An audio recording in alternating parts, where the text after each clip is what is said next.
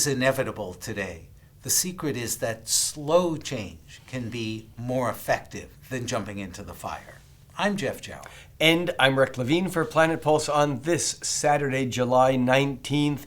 We start out, I think, a little bit in the fire with the moon in Aries, and we have the sun squaring Aries key planet, or Mars, early this morning, which I think is really, it's fiery. It's ego assertion and aggression and interaction. Whether or not someone's even in our way, we got our dander up and we're kind of ready to punch back even if no one's hitting us. Yeah, I think that's an accurate description of a Sun-Mars square. It's so early in the morning on the East Coast time. It's yesterday. That is actually last night here on the West Coast, but this is an aspect that's got a couple of days of legs. So we do have this combative force rising that is initially supported by the moon in Mars's home sign of Aries.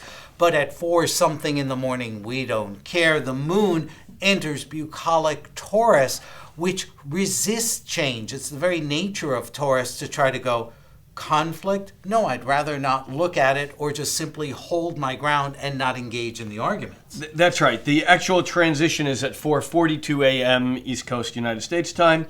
And you said about the aspect of the sun square Mars, it has legs for, a bit. Well, it's almost like when the moon moves into Taurus, it cuts the legs off. It's like, boom, I'm here. And often, it's odd, often we think of Taurus, which is the bull, we often think of the bull in an aberrated form. We think of the bull in a bullfight, charging, the bull with its horns, and that's not the bull. That's the bull that's been taunted and goaded and agitated. How do you goad a bull?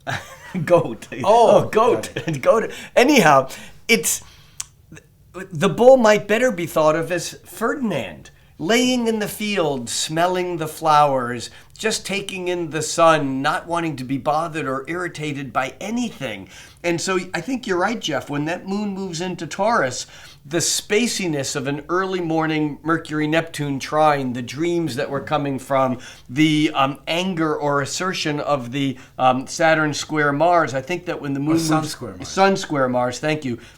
When the moon moves into Taurus, those things don't go away, but they don't matter as much unless we're willing to let them matter. Well, and I think this is a day in which avoidance winds up just creating bigger problems down the road, which is often the case in life, generally speaking.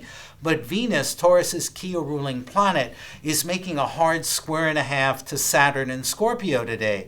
And that can, Saturn, the planet of boundaries, add to the resistance to change.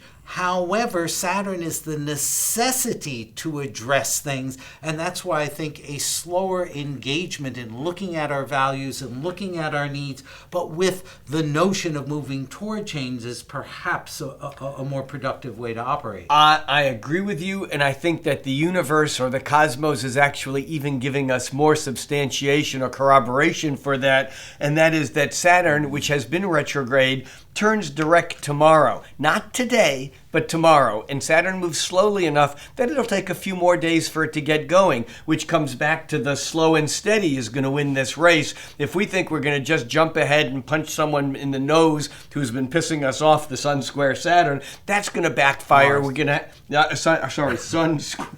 He's such a pacifist, he can't even say it. That's the sun square Mars from early this morning, that if we react too impulsively and think that we're going to be like the hare that's just going to jump right to the finish line, we're going to run into problems. We need to play the game for its own timing, and even if it takes longer, we have to go with it.